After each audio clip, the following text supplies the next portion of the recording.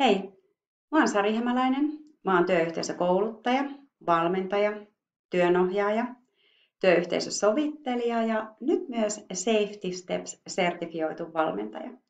Ja tällä videolla mä haluankin kertoa tästä Safety Steps-palvelusta. Mä oon työnohjaajana ja valmentajana välillä miettinyt, että kumpa mulla olisi jonkinlainen työkalu tai menetelmä, millä mä pääsisin nopeammin kiinni asiakkaan kanssa niihin asioihin, joista meidän täytyy oikeasti keskustella sieltä työyhteisössä ja joista puhumalla me oikeasti lähdettäisiin kehittämään ja parantamaan sitä työilmapiiriä ja myös sitä työn tuottavuutta. Ja kuinka ollakaan, mä sitten törmäsin tähän Safety Steps-palveluun, joka pohjautuu Sitomon pitkäaikaiseen tutkimustyöhön. Tässä palvelussa yhdistyy psykologisen turvallisuuden mittaus ja sen mittauksen pohjalta tehdyt toimenpide-ehdotukset sen turvan vahvistamiseksi. Ja psykologinen turvallisuus tiimissä ja työyhteisössä yksinkertaisuudessaan tarkoittaa sitä silloin, kun sitä turvallisuutta löytyy, niin se, että tiimin jäsenet voi turvallisesti jakaa omia mielipiteitään, ideoitaan ilman pelkoa siitä, että tulee nolatuksi. Siellä voidaan kertoa niin tiimin kuin yksilön onnistumisista, jaetaan yhdessä hyviä juttuja, mutta samanaikaisesti voidaan myös konfliktoida, olla asioista eri mieltä, mutta lähdetään kuitenkin rakentavasti etsimään niitä yhteisiä ratkaisuja siellä. Tämä kaikki luo pohjan avoimelle kommunikaatiolle ja yhteistyölle, mikä taas edistää siellä työyhteisössä sitä innovatiivisuutta ja tuloksellisuutta. Vaihtoehto tällaiselle työyhteisölle on sitten työpaikka, jossa on huono ilmapiiri, jossa pimitetään tietoja, ei ole minkäänlaista vuorovaikutusta, pelätään omasta tai työkaverin puolesta, kyttäillään, ei välitetä yhteisistä pelisäännöistä, puhutaan selän takana ja voidaan muutenkin pahoin siellä työpaikalla. Mutta tällä Safety Steps-palvelulla, mittauksella, me saadaan tämä kaikki selville. Saadaan selville, mikä siellä työyhteisössä toimii ja mihin meidän kenties pitää lähteä kehittämään, mikä siellä mättää ja me voidaan heti lähteä niistä asioista puhumaan asioiden oikeilla nimillä. Me päästään heti niiden saatujen tulosten perusteella keskustelemaan merkityksellisistä asioista.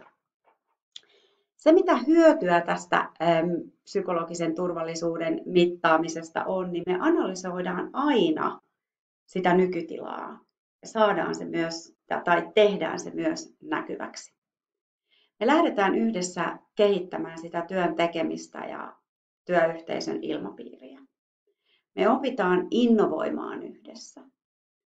Häiriökäyttäytyminen tulee esille ja myös se vaikeiden asioiden esiinottaminen helpottuu. Tuottavuus lisääntyy, kun me yhdessä lähdetään tekemään asioita. Meidän yhdessä tekeminen tehostuu. Uskalletaan antaa ja myös ottaa vastaan palautetta, niin positiivista palautetta kuin myös sitten rakentavaakin palautetta. Ja me opitaan myös puhumaan vaikeista asioista. Tätä Safety Steps-mittaria voidaan verrata työhyvinvoinnin tai työnantajamielikuvan mittareihin.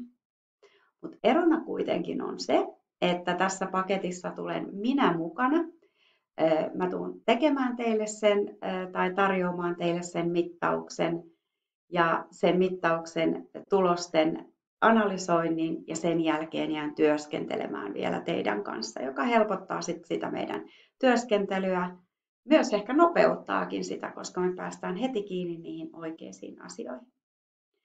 Tämä mittaus onkin eräänlainen prosessi, eli kun sitten päätetään, että hyödynnetään tätä mittausta, niin ensin tapahtuu tietysti se, että kerrotaan työyhteisölle, että me suoritetaan tämmöinen mittaus ja sitten jokainen osallinen saa omaan sähköpostiinsa tämän kyselyn, johon pääsevät vastaamaan täysin anonyymisti. Eli missään vaiheessa ei tule selville se, että kuka on vastannut ja mitä on vastannut, joten se takaa myös sen turvallisuuden vastata näihin kysymyksiin rehellisesti.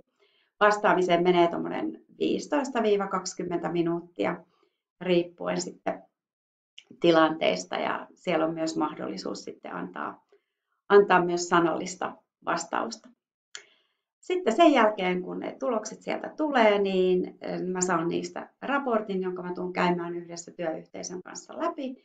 Ja sitten me päästään työskentelemään niihin toimenpiteisiin, on se sitten työnohjauksen tai valmennuksen parissa. Mä jotenkin olen myös miettinyt, että ehkä tätä voisi myös hyödyntää työyhteisösovittelun alussa.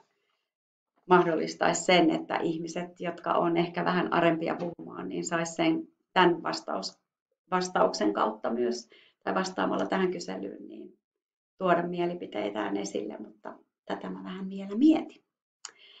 Mutta se, mitä dimensioita me tässä mitataan, tai mitä tulee selville, niin on se ilmapiiri.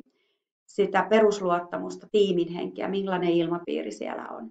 Me mitataan avoimuutta ja uteliaisuutta, miten suhtaudutaan uusiin asioihin, muutokseen, miten uskalletaan ideoita yksilönä tai tiiminä. Yhdessä oppimista, miten sitä tietoa jaetaan, miten sitä osaamista jaetaan siellä työyhteisössä. Yhteistyötä, miten sitä yhteistä tekemistä kehitetään ja varmistetaan sitä, että jokainen tietää, mitä siellä tehdään ja miten tehdään.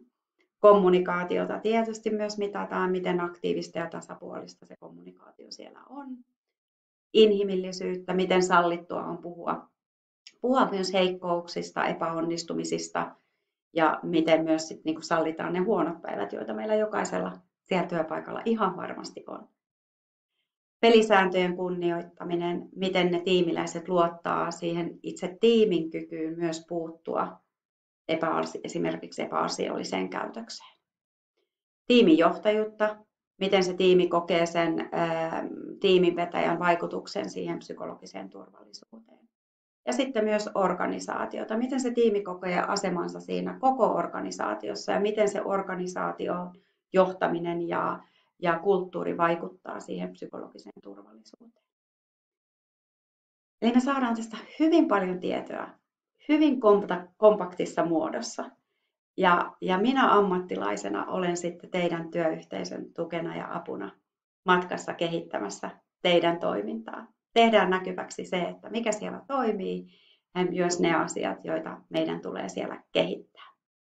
Mulla on vahva luottamus siihen, että tämä työkalun avulla me päästään kiinni niihin oikeisiin asioihin. Mä lähden teidän kanssa mielelläni yhteistyöhön ja kerron mielelläni lisää. Aloitetaan yhteistyö faktoilla, ei oletuksilla.